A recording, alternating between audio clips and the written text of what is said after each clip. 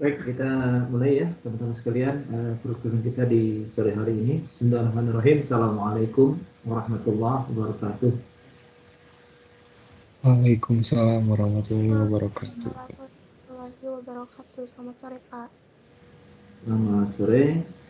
Puji dan syukur kita panjatkan kehadirat Allah Subhanahu wa taala, Tuhan yang Maha Kuasa, karena dengan rahmat dan karunia-Nya kita bisa ya diberikan kesehatan, karena kesehatan adalah satu hal yang mungkin sangat berharga bagi kita, terutama di situasi pandemi ini.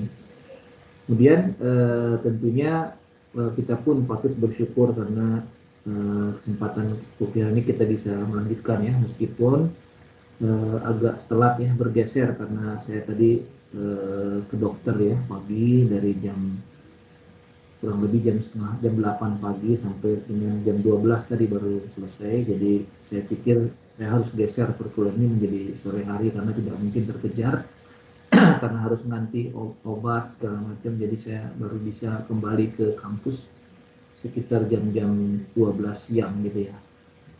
Dan alhamdulillah teman-teman bersedia untuk digeser ya perkuliahan dari jam 10 sampai saat ini pukul 15.30. Mudah-mudahan kita bisa menyelesaikan perkuliahan kita di pertemuan yang keempat ini.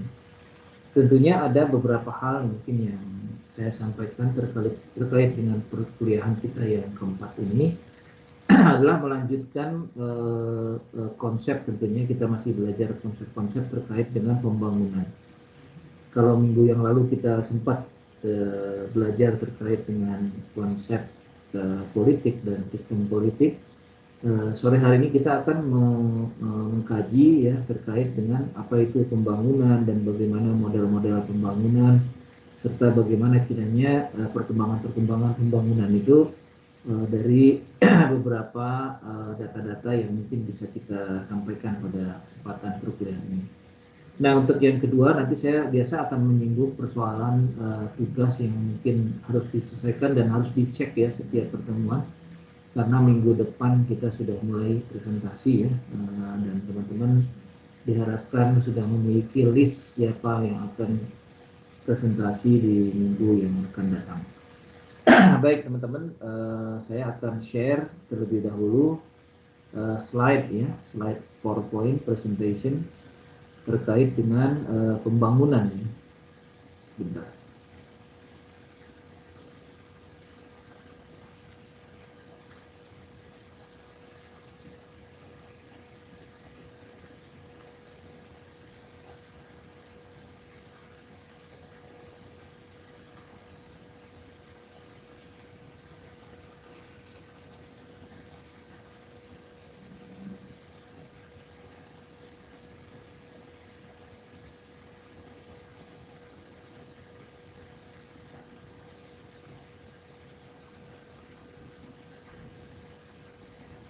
Konsep pembangunan, sebentar saya buat menjadi agak sedikit lebih besar ya, full screen.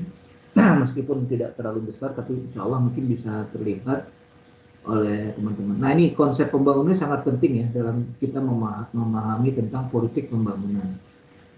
Sebelum kita mengkaji beberapa hal terkait dengan politik pembangunan, tentunya kita harus memahami dulu, karena politik pembangunan sebetulnya berjalan dalam hal bagaimana pembangunan itu dilaksanakan oleh suatu negara, oleh suatu pemerintahannya. Dan tentunya pembangunan ini bukan sesuatu yang sederhana seperti kita membangun sebuah jembatan atau membangun sebuah infrastruktur, tapi ini pembangunan yang sifatnya menyeluruh ya, menyeluruh baik di berbagai sektor ya, baik sektor yang sifatnya fisik maupun non fisik ya, karena pembangunan sifatnya sangat luas sekali. Baik teman-teman sekalian, kita satu persatu nanti kita akan gali ya. Sekarang yang pertama adalah apa itu pembangunan ya. Sebetulnya waktu pertemuan kita yang pertama, waktu mengkaji paradoks, kita sempat membahas sedikitnya tentang apa itu pembangunan ya. Nah, di sini kita akan sedikit mengulang kembali konsep tersebut, bahwa saya ambil dari bukunya Warjio PhD ya tentang apa itu pembangunan.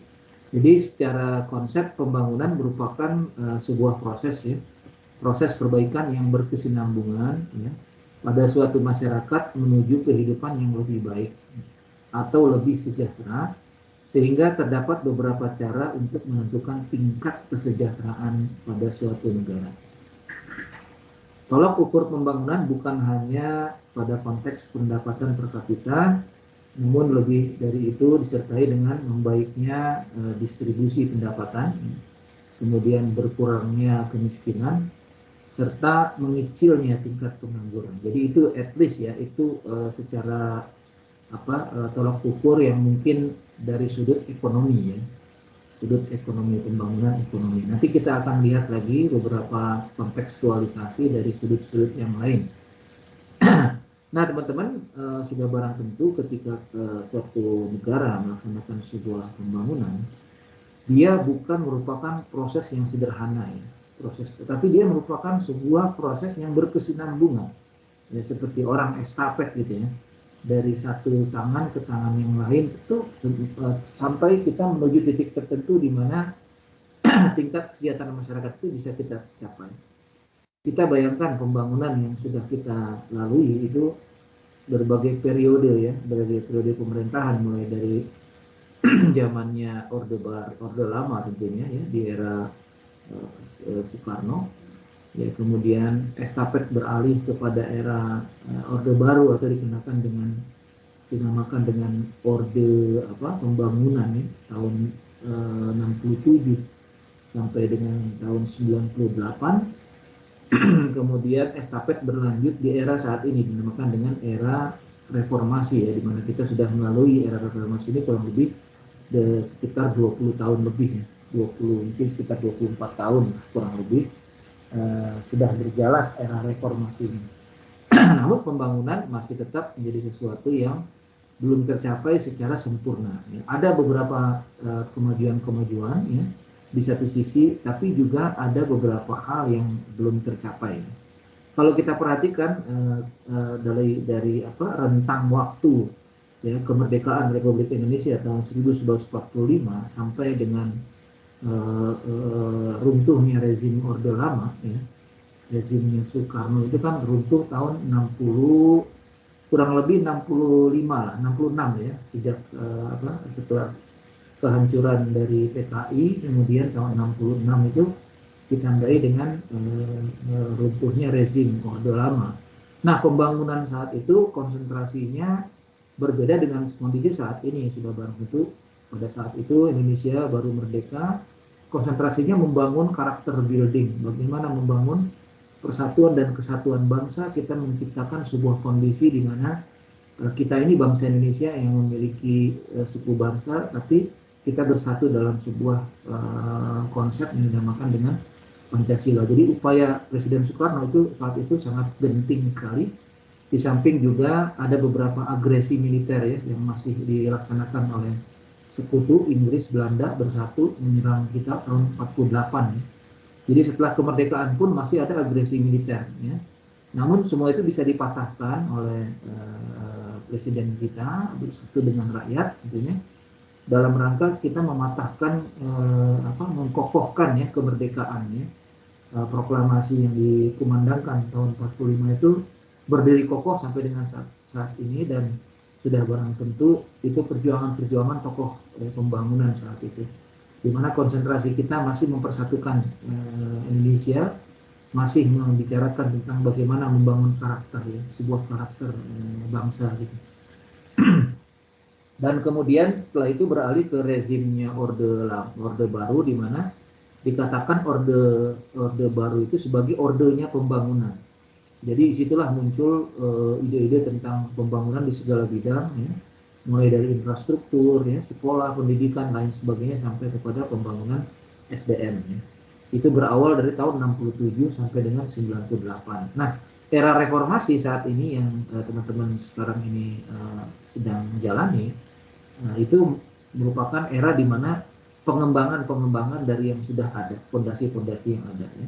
Saat ini mungkin perbaikan-perbaikan, perubahan-perubahan ya, baik amandemen dasar 45, kemudian juga ada beberapa perbaikan-perbaikan dari RPJM dan lain sebagainya, sudah barang tentu memperbaiki kinerja pembangunan dari rezim sebelumnya.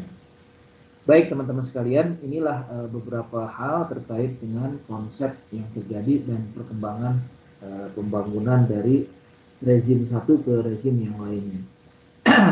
Nah teman-teman,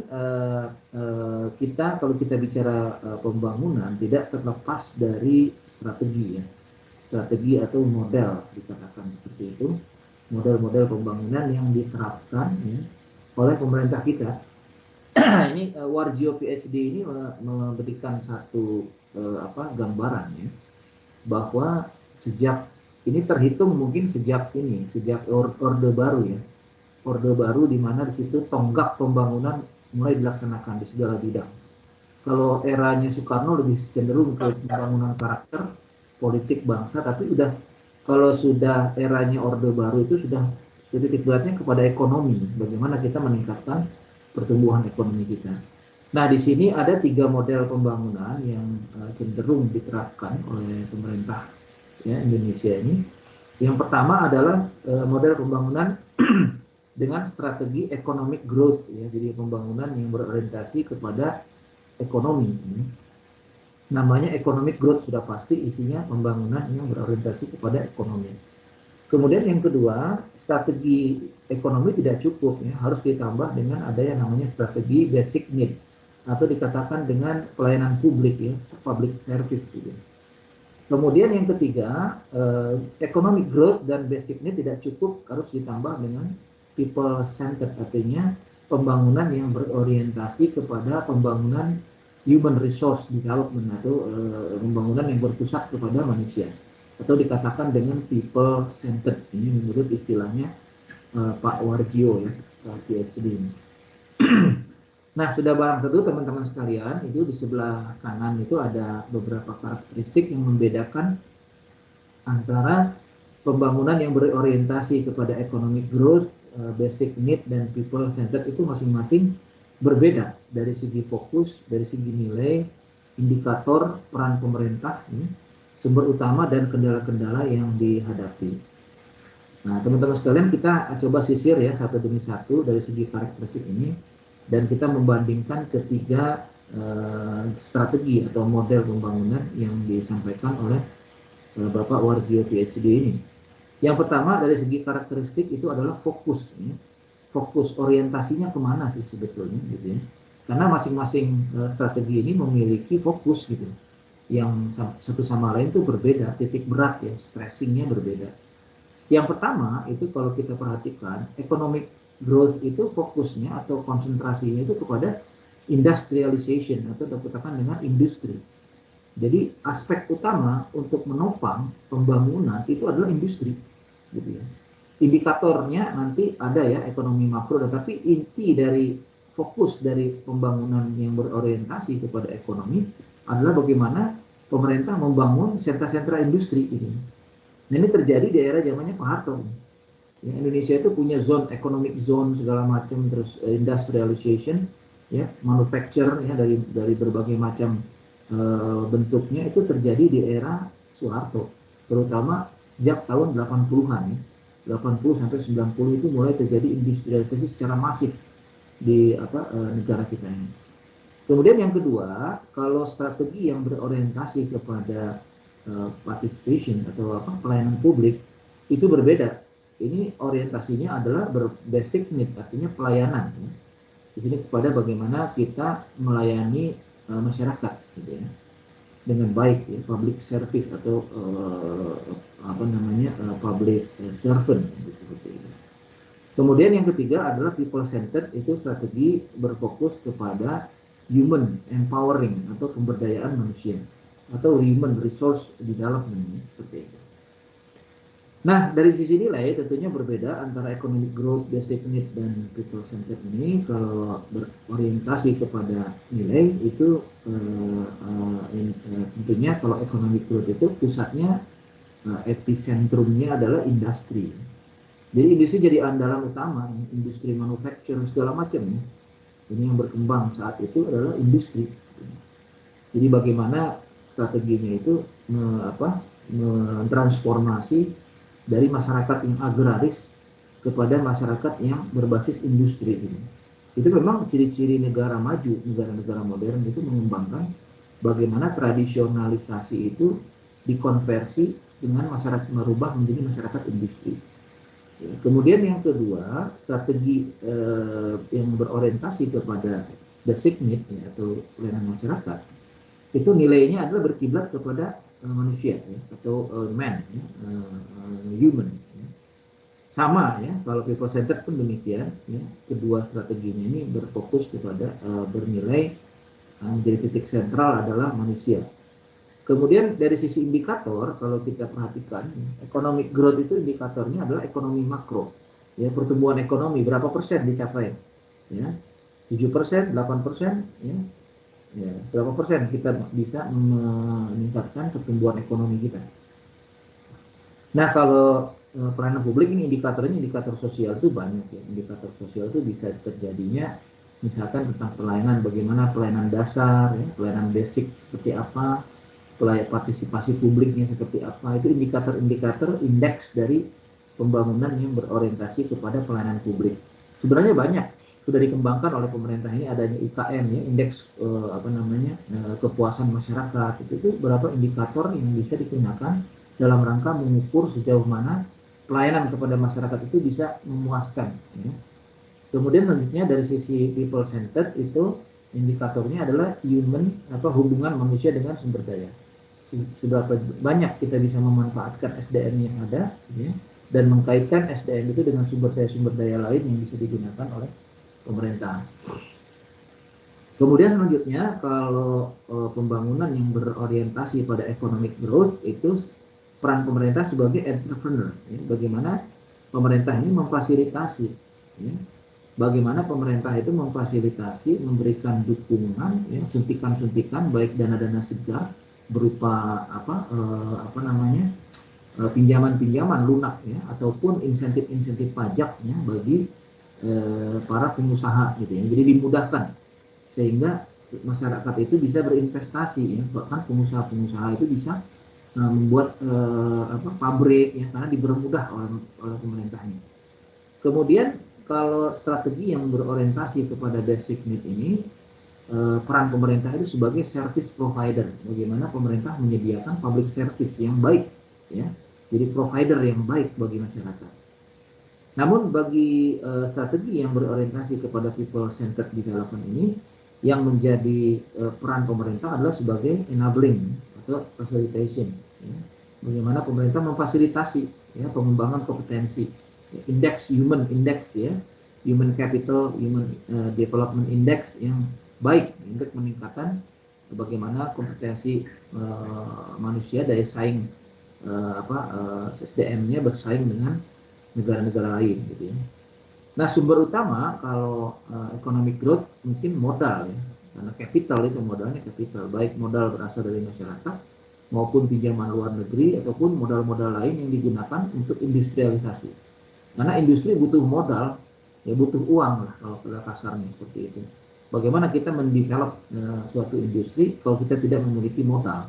Ya, modalnya adalah modal ekonomi. Bagaimana kita bisa membeli tanah, kemudian membangun pabrik, kemudian menyediakan alat-alat industri pabriknya, sampai kita menggaji para karyawan atau para buruh dengan gaji yang sesuai dengan standar minimum yang ditetapkan oleh pemerintah.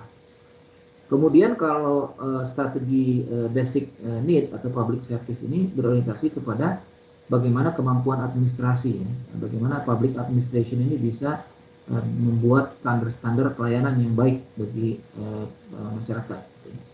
Kemudian kalau people centered ini sumber utamanya adalah kreativitas, bagaimana kompetensi dan lain sebagainya. Kemudian economic growth ini memiliki kendala ya, ketiga strategi pun memiliki kendala. Kalau kendala economic growth itu adalah konsentrasi ya, konsentrasi artinya pasti ada masyarakat yang diuntungkan secara global gitu ya, masyarakat tentunya yang memiliki modal ya, pengusaha-pengusaha gitu. Namun di sisi lain pasti terjadi namanya marginalisasi, ada masyarakat-masyarakat yang tidak bisa memiliki akses terhadap industri. Kemudian selanjutnya konsentrasi ini terjadi pada fasilitasi pada beberapa konglomerat ya, seperti terjadi pada strategi paradoks yang kita bicarakan di minggu yang lalu.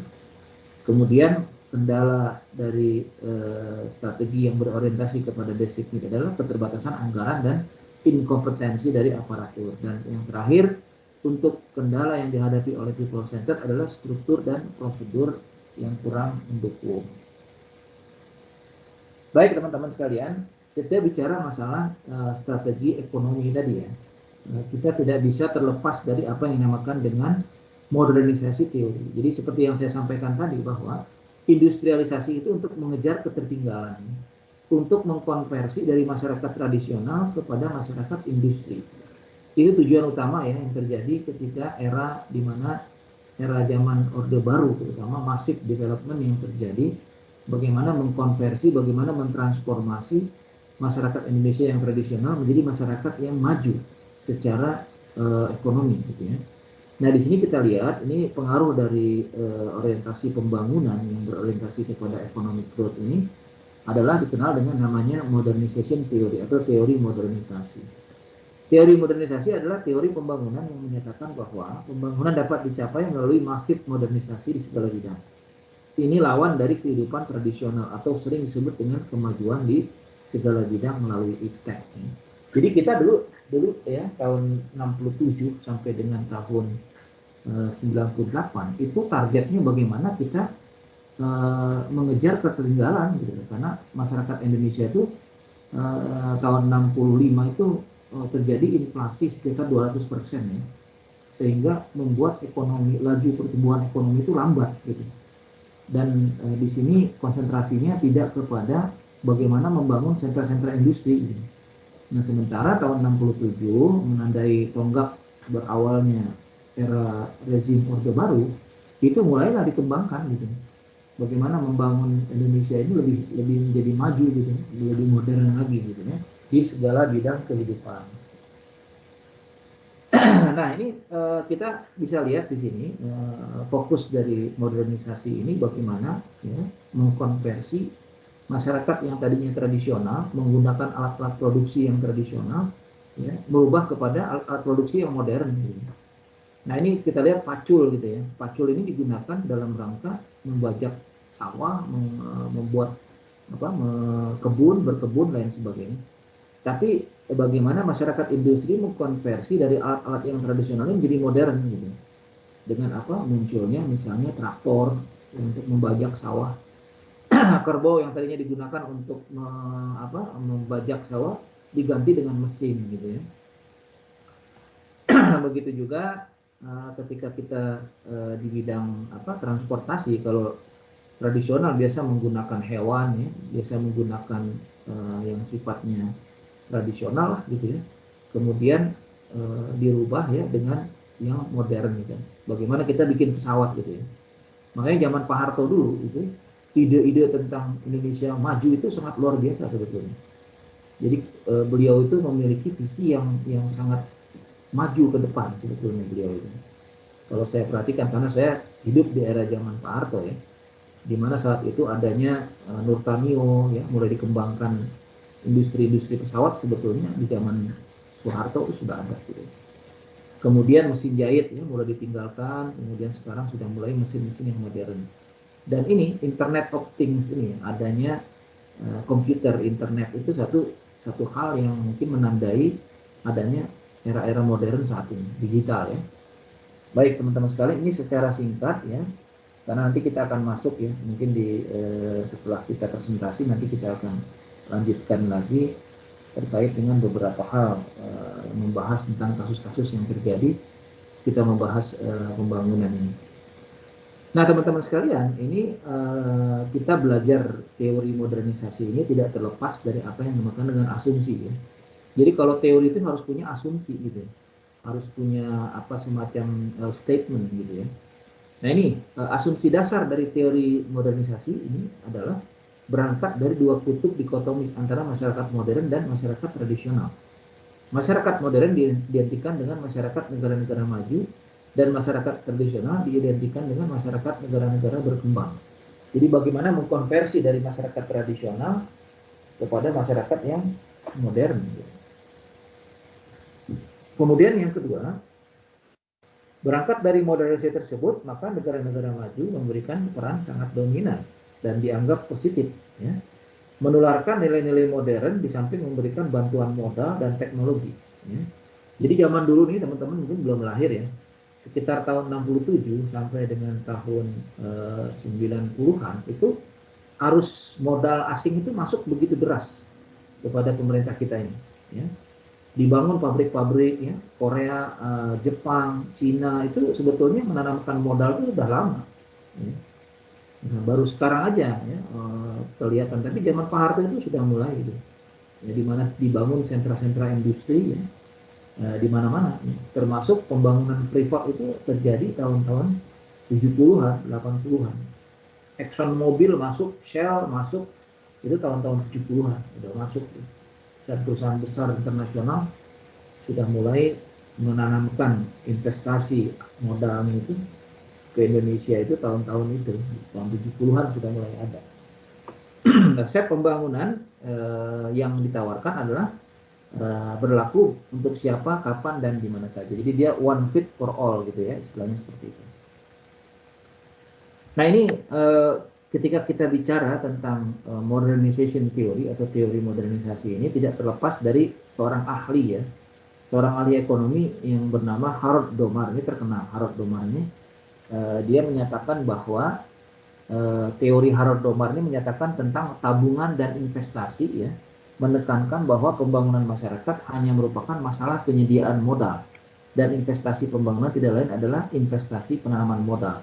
Jadi dia menekankan bagaimana kalau kunci sukses dari pembangunan adalah semakin banyaknya kita menarik investasi ya ke dalam pembangunan yang ada di dalam masyarakat. Intinya modal gitu, capital gitu. Bagaimana kita mengembangkan sentra-sentra bisnis gitu, industri. Ya.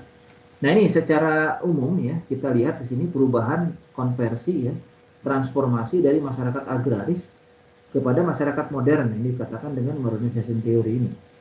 Coba kita perhatikan di sini ada dua perbedaan ya, petani yang hidup di dalam era agraris dengan para petani yang hidup di era modern atau petani komersial gitu ya. Kalau petani yang hidup di era tradisional agraris itu hanya memenuhi pasokan-pasokan pangan keluarga gitu ya. Dan yang ditanam adalah padi gitu, ini mayoritas padi ditanam. Tapi begitu transisi kepada masyarakat modern itu sudah jadi perubahan gitu ya. Orientasinya bukan hanya memenuhi stok pangan ya, keluarga ya, dan dalam negeri, tapi berorientasi kepada stok sifatnya orientasinya market gitu.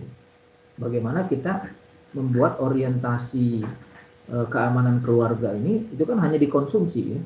Tapi kalau kita berpikir pasar, kita berpikirnya industri, itu akan merubah jadi barang yang bisa dijual gitu, bisa diekspor. Jadi arus barang ekspor impor itu mulai terjadi tahun-tahun 67 itu banyak sekali. 67 sampai 90 98. Gitu ya.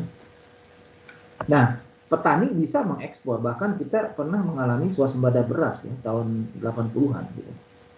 Nah, ini beras ini tetap kita kirim gitu ke luar negeri untuk diekspor. Kemudian tanaman-tanaman yang ditanam tidak hanya padi, bisa nanam untuk barang diekspor kan banyak ya, jeruk lain sebagainya, bisa dilakukan penanaman-penanaman pertanian agraris dengan secara masif dengan basisnya industri gitu. Ya meskipun ya teman-teman sekalian secara real kondisi ini naik turun ya, kalau zaman Pak Harto relatif stabil, tapi kalau sekarang karena fluktuasi ya dan lain sebagainya sehingga mengalami masalah terkait dengan bagaimana barang-barang komoditi ini bisa dipasarkan di pasar internasional. Itu. Nah, kemudian kita lanjutkan di sini. Pembangunan membutuhkan investasi sebagai pendorong produksi. Dari produksi ini maka akan menyerap tenaga kerja yang membentuk regulasi ketenagakerjaan sekaligus menyumbang negara dalam bentuk pajak. Ini konsep dari modernisasi seperti itu. Jadi pembangunan itu kalau mau maju itu butuh investasi gitu. Nah, investasi itu harus ada produksi gitu. Bagaimana kita membangun sentra-sentra produksi. Nah, dengan adanya produksi berarti kita akan menyerap tenaga kerja. dan tenaga kerja ini akan menyumbang kepada negara dalam bentuk pajak. Ya. Nah ini konsep sirkulasinya seperti itu. Persoalan kegagalan teori berlangsung karena adanya capital flight, ini larinya modal asing ke luar negeri. Ya. Capital flight ini disebabkan adanya beberapa hal. Jadi salah satu kendala mungkin yang dihadapi oleh pengembangan sentra-sentra industri adalah larinya modal gitu loh. Kenapa modal itu lari? Karena tuntutan buruh. Ya. Tuntutan buruh yang dianggap menghambat produktivitas. Ya. Bisa jadi kalau buruh itu menuntutnya kan gaji ya, UMR yang tinggi gitu. Seperti demo-demo kemarin ya, ketika adanya UMR di Bandung itu kecil ya, dibandingkan dengan Jakarta, akhirnya para buruh itu demo di depan kantor provinsi, mendemo Ridwan Kamil supaya menaikkan UMR gitu. Nah ini demonya ini buruh, salah satunya adalah tuntutan yang menghambat pengusaha katanya gitu. Kemudian selanjutnya adalah perizinan yang berbelit-belit, penghutan liar itu juga menghambat investasi asing. Ya. Kemudian selanjutnya untuk memecahkan persoalan keterbelakangan pada negara dunia ketiga dengan mencari tambahan modal dari dalam maupun luar negeri. Ya. Jadi dengan persoalan ini pemerintah di samping mengundang investasi asing nggak cukup untuk membangun, jadi pinjaman luar negeri. Ya. Untuk penanaman modal itu bisa dilakukan dengan pinjaman luar negeri. Kemudian untuk mempelajari teori modernisasi ini tidak terlepas dari apa yang dinamakan dengan human capital. Ya, teori yang disampaikan oleh David McClellan, ini terkenal McClellan ini, menjelaskan bahwa semakin tinggi tingkat pendidikan, maka akan semakin tinggi tingkat pendapatan. Semakin tinggi tingkat pendapatan, maka semakin tinggi keterampilan dan pengetahuan. Jadi kalau McClellan lebih cenderung kepada human capital. Jadi bagaimana investasi ini juga tidak hanya didukung oleh aspek investasi asing ya dan juga pinjaman luar negeri, tapi juga bagaimana kita bisa memproduksi gitu ya. Dengan kata lain bisa menciptakan sebuah tenaga kerja yang unggul gitu, yang memiliki kompetensi yang mumpuni. Sehingga kalau orang itu kompeten, dia akan produktif gitu. Dan kalau produktif itu bisa menghasilkan ya, artinya dan bisa menyumbangkan kepada negara. Seperti itu. Nah, untuk teori selanjutnya yang mendukung teori modernisasi selain McClellan ya, ada namanya Talcott Parsons ya, mendefinisikan bahwa kualitas yang membedakan modern dan tradisional. Di sini dilihat bahwa pendidikan dilihat sebagai kunci untuk menciptakan individu modern. Ini sama dengan McClellan ya, untuk maju itu pendidikannya harus maju ya. Makanya di zamannya Pak Harto ya, di zamannya Pak Harto itu dibangun tidak hanya industri, tapi universitas-universitas gitu ya, dikembangkan ya, karena untuk menopang industri itu link and match itu sudah ada zamannya Pak Harto, link and match gitu. Ya, jadi bagaimana industri itu bisa menyerap tenaga-tenaga kerja yang memiliki kualifikasi yang bagus gitu dengan tingkat pendidikan yang tinggi. Nah ini saat itu dibangun universitas, sekolah-sekolah, politeknik ya, dibangun di seluruh Indonesia itu banyak sekali di zaman era modernisasi Pak Harto ini. Ya, ini luar biasa, pendidikan itu sudah SMK itu sudah lama sebetulnya konsepnya itu. Nah, Jokowi tinggal mengembangkan aja yang ada itu. Zaman Pak Harto itu sudah dikembangkan. Ya, SMK ini yang di Solo itu untuk mobil itu ya udah ada itu sejak zaman Pak Harto ini. Jadi teman-teman sekalian, SMK penerbangan itu sudah ada. SMK yang berorientasi kepada teknik sudah ada zaman dulu. Jadi sekarang ini sebenarnya tinggal mengembangkan aja apa yang ada di zaman-zaman Soeharto itu. Nah, tingkat pendidikan dibangun, universitas dibangun karena universitas adalah memasok tenaga kerja yang terampil ya, kepada dunia industri. Ada beberapa syarat menurut Talcott ini, ada beberapa syarat untuk modernisasi ini. Yang pertama adalah faktor stabilitas ya. Kalau stabilitasnya nggak aman itu nggak bisa ya. Jadi keamanan itu sangat penting. Jadi tahun 67 itu setelah PKI itu coup ya, G30S PKI itu kan tidak aman Indonesia itu. Ya, maka dari itu perlu ada stabilitas keamanan. Jadi saat itu stabilitas menduduki peran kunci ya. Jadi bagaimana dulu militer ya terutama itu memasuki dunia birokrasi yang sangat masif saat itu. ya, di mana saat itu terjadi bahwa stabilitas itu harus diutamakan. Gitu ya. Aman dulu, kalau mau pembangunan itu harus aman dulu. Ya, kalau tidak aman nggak bisa membangun. Ya, keributan-keributan di mana-mana. Seperti yang terjadi di Aceh sama di Papua itu kan ribut terus, sehingga pembangunannya terhambat gitu, karena tidak aman situasinya. Kemudian yang kedua adalah pertumbuhan ekonomi. Jadi keamanan itu tidak cukup ya menciptakan modernisasi, tapi juga harus ada pertumbuhan ekonomi. Economic growth-nya harus tinggi. Nah kemudian di samping pertumbuhan ekonomi adanya pemerataan pembangunan dan hasil-hasilnya. Jadi harus merata, terdistribusi, teralokasi. Ya. Jadi pendapatan-pendapatan itu harusnya teralokasi, ya, terdistribusi dengan baik kepada masyarakat. Ya. Nah teman-teman sekalian, ini di samping ada teori modernisasi, ya, dalam model-model pembangunan itu juga dikenal adanya teori dependensi, gitu ya. Ini dependensi ini dinamakan dengan teori ketergantungan. Ya. Nah ini antitesis dari teori modernisasi ya. Sebuah kritik terhadap teori modernisasi itu adalah namanya dengan teori dependensi. Nah, secara historis teori dependensi ini lahir atas ketidakmampuan teori modernisasi membangkitkan ekonomi negara-negara terbelakang. Secara teoretik ya, teori modernisasi melihat bahwa kemiskinan dan keterbelakangan yang terjadi di negara ketiga, dunia ketiga, terjadi karena faktor internal negara tersebut. Jadi perlu adalah injeksi dari negara-negara maju menawarkan berbagai bantuan ekonomi dan pembangunan lainnya. Jadi ini kritik terhadap modernisasi bahwa karena asumsinya negara-negara yang dibangun itu adalah negara terbelakang, negara-negara tradisional, makanya harus ada bantuan negara-negara maju untuk membangun gitu. Ya, salah satunya itu. Namun demikian, kita perhatikan di balik kemajuan yang diperoleh oleh teori modernisasi, di balik keberhasilan yang diperoleh, pertumbuhan-pertumbuhan ekonomi, industrialisasi yang diunggulkan dengan menggunakan ekonomi growth tadi, ya, dengan menggunakan teori modernisasi itu, ternyata yang terjadi adalah ketergantungan. Gitu. Bagaimana Indonesia itu ternyata bergantung kepada luar negeri untuk pinjaman segala macam, itu bergantung ternyata. Nah inilah yang menjatuhkan rezim Soeharto itu, ternyata banyak sisi-sisi yang tidak sesuai ya, antara apa yang diharapkan dengan kondisi senyatanya. Meskipun secara fisik Indonesia itu maju sebetulnya, ya, tapi meninggalkan beberapa ketergantungan kepada asing. Gitu.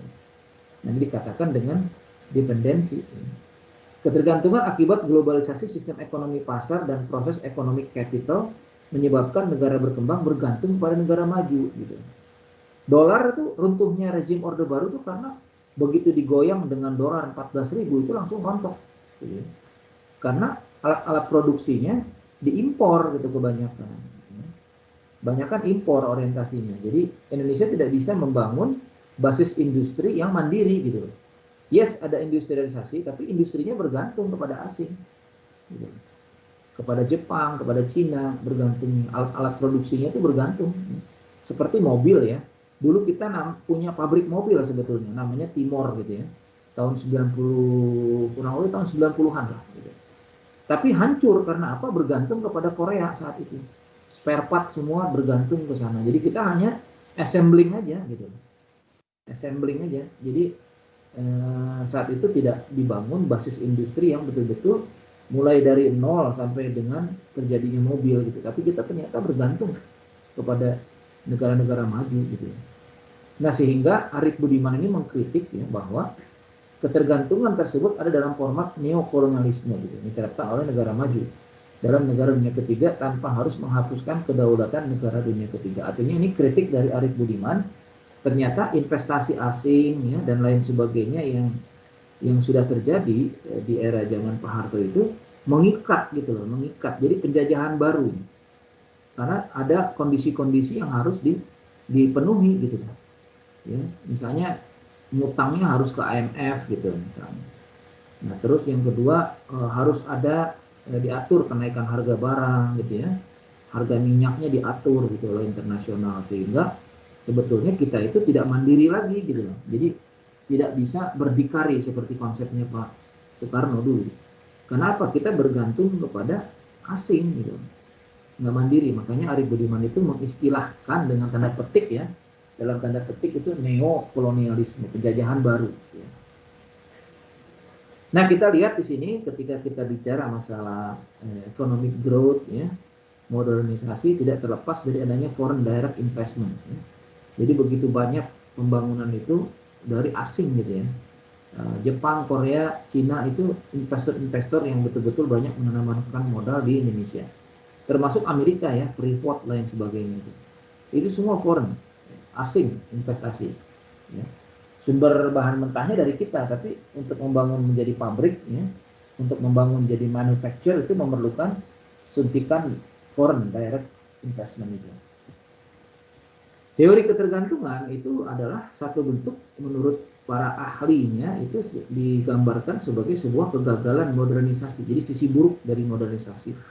Bahwa kemajuan bagi negara dunia ketiga telah menumbuhkan sikap kritis beberapa ilmuwan sosial untuk memberikan satu teori pembangunan yang baru yang tentunya mempunyai banyak kelebihan dibandingkan dengan teori yang telah ada. Dianggap kritik terhadap modernisasi sebagai musang berbulu domba dan cenderung berbagai bentuk kolonialisme baru yang lebih menguntungkan negara maju daripada negara berkembang. Jadi salah satu kritik dari modernisasi ini ya, oleh para ahli ketergantungan ini, teori ketergantungan bahwa Indonesia ini banyak bergantung kepada asing. Jadi seolah-olah asing itu seorang pahlawan yang datang untuk menyelamatkan Indonesia. Tapi cenderung dia bukan menyelamatkan tapi menjerumuskan gitu.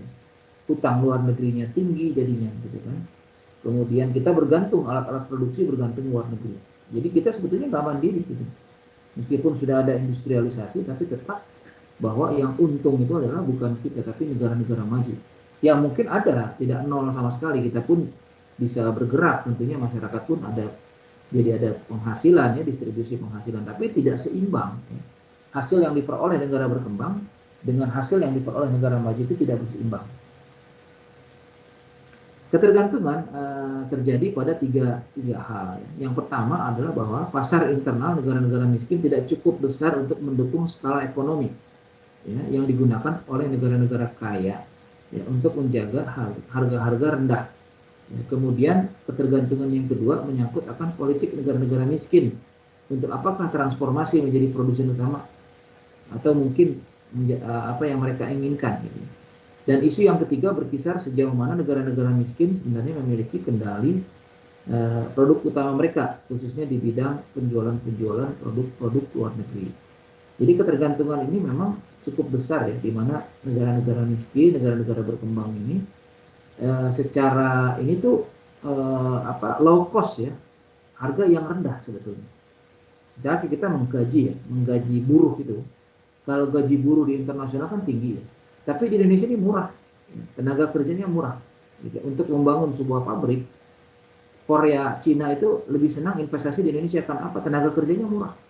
UMR kita tuh murah gitu dibandingkan dengan tenaga kerja di Jepang, di Korea, ya, di Cina. Gitu. Jadi sangat murah. Jadi orang lari ke Indonesia karena di sini murah gitu tenaga kerjanya. Gitu. Dan kemudian juga tidak terlepas dari produsen utama sebetulnya bukan dari negara berkembang tapi di negara-negara maju gitu ya, yang memiliki standarisasi industri yang begitu masif gitu ya, seperti mobil misalkan. Standarisasi mobil kan bukan dari Indonesia tapi dari luar negeri ya, membuat keramik segala macam itu semua standar internasional ya, Indonesia hanya ngikutin aja gitu ya, ngikutin kemudian membuat gitu ya dengan bimbingan dari perusahaan asing. Kemudian Indonesia bisa memproduksi ya. Sebetulnya tapi itu bukan sendiri tapi ada sokongan dari internasional. Baik, kita lanjutkan teman-teman sekalian. Asumsi dasar dari teori yang kedua ini, teori dependensi, itu ada empat ya. Yang pertama adalah keadaan ketergantungan dilihat sebagai suatu gejala yang umum berlaku bagi seluruh negara dunia ketiga. Jadi asumsi dasar teori dependensi itu bukan terjadi di Indonesia saja gitu. Nah, ini terjadi di luar negeri juga di mana-mana gitu. Nah, contohnya ya, kalau kita perhatikan ini Timor Leste ya. Timor Leste ini hancur sekarang ini. Hancur, secara ekonomi hancur karena apa? Bergantung. Mata uang masih dolar Amerika gitu. Sementara dia nggak memiliki mata uang sendiri gitu. Kemudian yang kedua, secara ekonomi dia bergantung ya. SDM-nya juga masih kurang, dan juga industri-industrinya juga yang ngebangun internasional gitu. Sehingga Timor Leste ini secara kemandirian itu sangat rentan gitu, sehingga tergantung kepada negara-negara yang maju, terutama Australia, bergantung sama Australia betul ya. Kemudian yang kedua, ketergantungan dilihat sebagai kondisi yang diakibatkan oleh faktor luar ya. Jadi ketergantungan kepada faktor-faktor luar tadi. Jadi mana Indonesia mungkin belum bisa memiliki alat-alat produksi sehingga harus diimpor gitu alat produksinya. Jadi kita bergantung ya. Untuk membuat mobil, membuat motor, membuat komputer, kita sebetulnya belum bisa. Semua spek ini berasal dari Cina. Laptop yang teman-teman pakai ini mungkin di rakitnya di Indonesia, tapi sebetulnya ini adalah produk Cina gitu. Jadi kita masih bergantung secara spek utama itu bukan Indonesia yang buat, tapi Cina gitu. Kemudian selanjutnya yang ketiga, permasalahan ketergantungan terjadi akibat mengalirnya surplus ekonomi dari negara maju ya kepada dari negara berkembang kepada negara maju. Jadi sebetulnya yang menyuplai kemajuan ekonomi negara-negara maju itu negara berkembang. Karena negara berkembang itu menyumbangkan dolar ya kepada negara-negara maju. Misalkan mobil segala macam, kita beli spare partnya beli dari Jepang gitu ya. Nah sementara yang ke Indonesia-nya ada, tapi justru yang banyak ke luar negeri gitu. Harusnya surplusnya ke luar negeri. Kemudian situasi ketergantungan merupakan bagian yang tidak terpisahkan dari proses polarisasi regional ekonomi. Ya. Dan yang terakhir, mutlak berorientasi kepada pembangunan. Ya. Ketergantungan itu mutlak terkait dengan bertolak belakang dengan pembangunan. Artinya sesuatu yang tidak diinginkan sebetulnya. Coba perhatikan di sini terkait dengan ketergantungan kita ya sejak zamannya Orde Baru ya, zamannya Soeharto ini, ke zamannya Habibie, Megawati, Abdurrahman Wahid, Megawati, SBY sampai dengan Jokowi sekarang ini. Ini 1 2 3 4 5 1 2 3 4 5 6 ya. 6 presiden ya. Ya Jokowi yang ketujuh, tapi sama 2 periode beliau ini. Nah, jadi kita perhatikan di sini, ini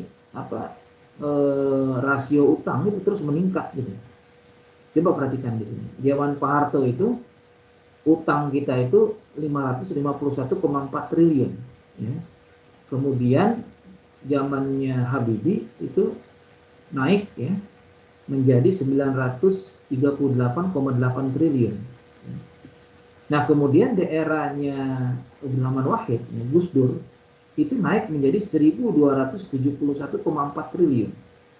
Nah kemudian di eranya Megawati selama kurang lebih 3 tahun dari 2002 sampai 2004 itu meningkat ya, sampai 1.298 triliun.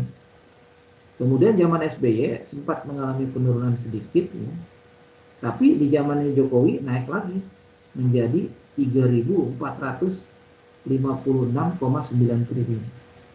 Jadi hampir 5.877 triliun utang kita. Ya. Jadi luar biasa. Jadi peningkatan kita ini bergantung artinya kita. Pembangunan di Indonesia itu ya selama ini rupanya ada sisi-sisi ketergantungan kita untuk utang luar negeri. Karena tadi ketidakmampuan dari aspek produksinya, ketidakmampuan pajak, ya, pajak kita nggak mungkin menampung untuk membangun industrialisasi secara masif ya, sehingga kita pinjam. Nah teman-teman coba nih ya, nanti kita studi kasus tentang IKN mungkin ya, ibu kota negara baru ya. Ibu kota kita yang baru itu akan dibangun di Kalimantan ya. Dan itu prediksi saya itu pasti modalnya nggak cukup kalau membangun dari modal yang dimiliki oleh pemerintah kita. Pasti dia ada minjam juga dari luar negeri gitu. Nah semakin bertambah lagi nanti utang luar negeri kita karena kita membangun ibu kota baru di Kalimantan gitu yang ya mungkin nanti teman-teman bisa mengukur apakah ini perlu atau bagaimana gitu. Coba kita perhatikan ini dilemanya seperti ini. Kita ingin punya ibu kota baru tapi nanti utang kita tambah banyak gitu. Ini aja sudah 5.877 triliun gitu. Nah, seperti apa nanti? Untuk membangun kita aja kita masih banyak meminjam kepada internasional. dan diprediksi nanti utang kita ini semakin bertambah. IKN apalagi banyak ya, kereta ya, bangun kereta di Bandung ini kan ada kereta cepat ya. Kereta cepat itu modalnya modal dari Cina. Modal dari Cina dan itu nanti harus dikembalikan gitu. Nah, sementara tingkat urgensi membangun kereta cepat itu apa diperlukan gitu. Sementara banyak industri-industri kita yang mungkin pertanian lain sebagainya, pembangunan pemerataan kita masih jauh gitu. Tapi ini orientasi kita ya, rezim saat ini infrastrukturnya dibangun gitu ya, tapi lupa bahwa itu dibangun oleh utang gitu. Utang Indonesia kepada pemerintah Cina ini berdasarkan data statistiknya tahun 2019 ya. Nah, ini sekarang tambah lagi nih berdasarkan data statistik utang luar negeri Indonesia dirilis oleh Bank Indonesia bulan Agustus ya. Posisi utang luar negeri menurut pemberian kredit yang berasal dari Cina sebesar US 16,99 miliar atau setara dengan 239,55 triliun dengan kurs dolar 14.100. Luar biasa. Kemudian angka ini meningkat ya, dalam 1 bulan itu meningkat ya 16,93 miliar. Ini menjadi 238,71 triliun dalam 1 bulan. Luar biasa. Peningkatannya 16,93 miliar. Nah, ini baru dengan utang dengan Cina, belum lagi dengan utang-utang dengan yang lain gitu. Nah, ini bisa negara kita dibangun dengan utang gitu. Jadi mau tidak mau, suka atau tidak suka, kita harus mencicil utang tersebut, membayar. Berapa puluh tahun lagi kita harus membayar pembangunan-pembangunan yang dibangun saat ini berlandaskan dari utang luar negeri ini. Nah, ini saya khawatirkan ini IKN ini. Gitu. Saya bukan itu, tapi ini saya miris sekali dengan IKN ini. Saya mengkhawatirkan utang kita semakin tinggi. Gitu. Meskipun kita juga harus menghormati ya, pemerintah kita memutuskan itu, tapi tolong perhatikan bagaimana utang luar negeri kita. Seperti itu. Kemudian yang terakhir teman-teman sekalian, ada namanya yang ketiga adalah teori sistem dunia atau world system theory. Teori sistem dunia ini adalah bentuk hubungan negara dalam sistem dunia yang terbagi dalam 3 bentuk. Ya. Jadi menurut world system theory ini, negara-negara ini membentuk adanya 3 strata ya. Strata antara satu negara dengan negara yang lainnya. Yang pertama adalah dikenal dengan negara-negara maju. Ya. Kemudian yang kedua dikenal dengan adanya negara-negara berkembang. Kemudian yang terakhir adalah negara miskin, negara underdeveloped gitu. Afrika dan lain sebagainya. Gitu. Indonesia masih beruntung mungkin berada di tengah karena kita berkembang. Gitu. Tapi untuk melampaui Cina, untuk melampaui Jepang kita belum bisa.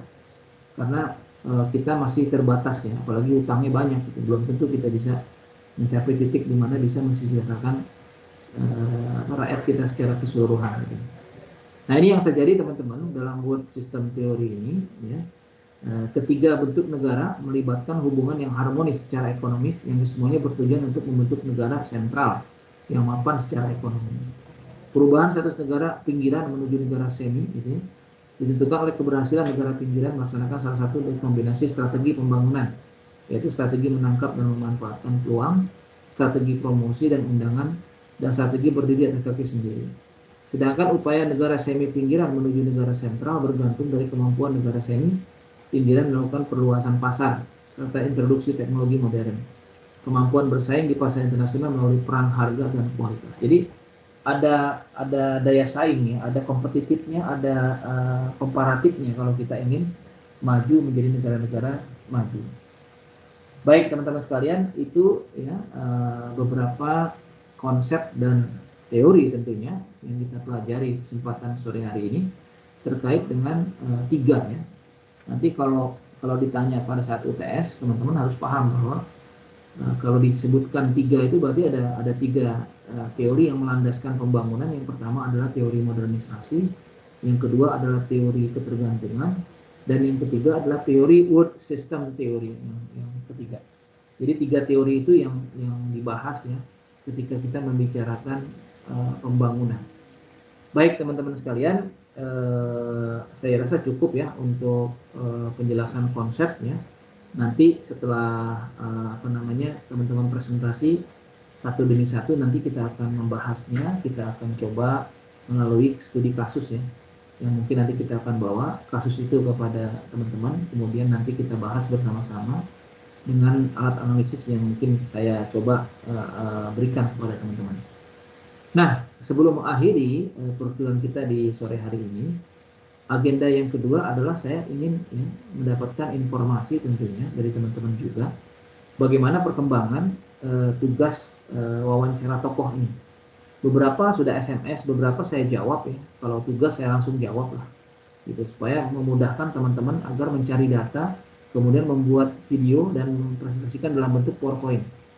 Nah ini mungkin teman-teman di sini yang hadir saat ini ada 29 orang. Ya. Nah kebetulan ketua kelasnya hadir ini, Huda.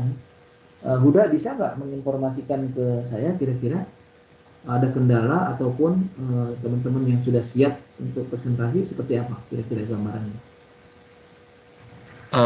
Iya Pak, sebelumnya terima kasih Pak. Sebelumnya izin bertanya Pak, kalau untuk pertemuan yang akan datang itu kan presentasi kita direncanakan di pertemuan ke-5 dan pertemuan ke-6 ya Pak ya.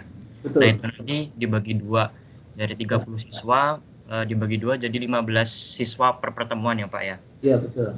Nah untuk videonya tersendiri itu maksimal 5 menit, untuk waktu presentasi itu berapa menit Pak?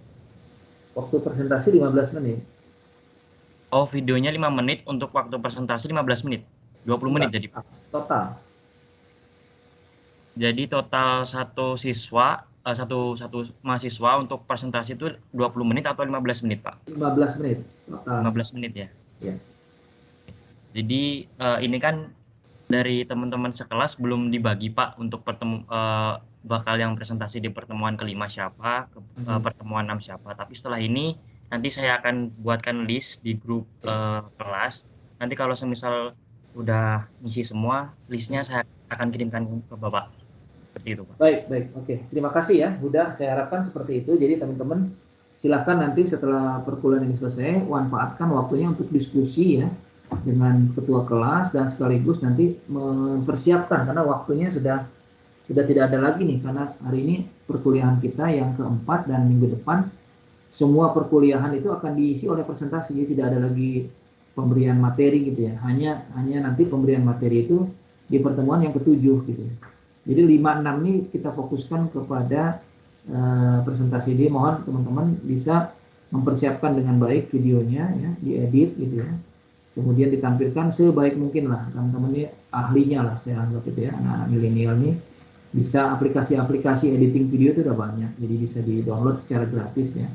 Dan saya harapkan semuanya bisa presentasinya dibagi dua tadi, nanti sudah akan membuat listnya, dan mungkin untuk sementara saya minta list yang untuk minggu depan lah, mudah-mudahan teman-teman ini sudah siap sebagian dan sehingga bisa di list di siapa yang maju lebih dahulu, mungkin mereka yang siap ya, yang siap maju lebih dahulu, kemudian urut di bawah sampai nomor urut 15. Baik, sebelum saya akhiri barangkali ada yang ditanyakan.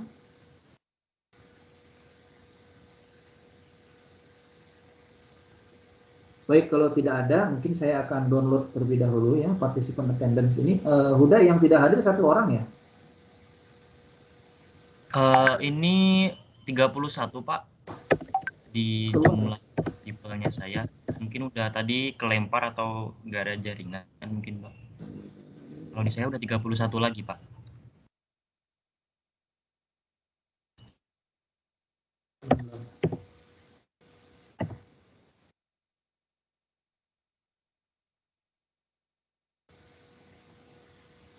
Baik, teman-teman sekalian, saya kira itu yang bisa saya sampaikan ya pada perkuliahan kita di sore hari ini. Pertama saya ucapkan sekali lagi terima kasih atas kesempatan. Tadi teman-teman harusnya kuliah jam 10, sekarang beralih menjadi sore ya. Karena tadi saya harus ke rumah sakit ya. Jadi saya ucapkan terima kasih. Kemudian tolong persiapkan dengan sebaik-baiknya ya tugas kita, wawancara dengan tokoh. Saya ingin melihat hasil dari wawancara ini di pertemuan kita yang akan datang, itu pertemuan yang ke-5. Sebentar saya screenshot dulu dan tanpa mengurangi rasa hormat kepada teman-teman. Perkuliahan ini saya tutup dengan mengucapkan billahi taufiq wal hidayah. Assalamualaikum warahmatullahi wabarakatuh. Terima kasih. Waalaikumsalam. Waalaikumsalam. Terima kasih, Pak. Ya, Terima kasih Pak. Mbak. Dadah.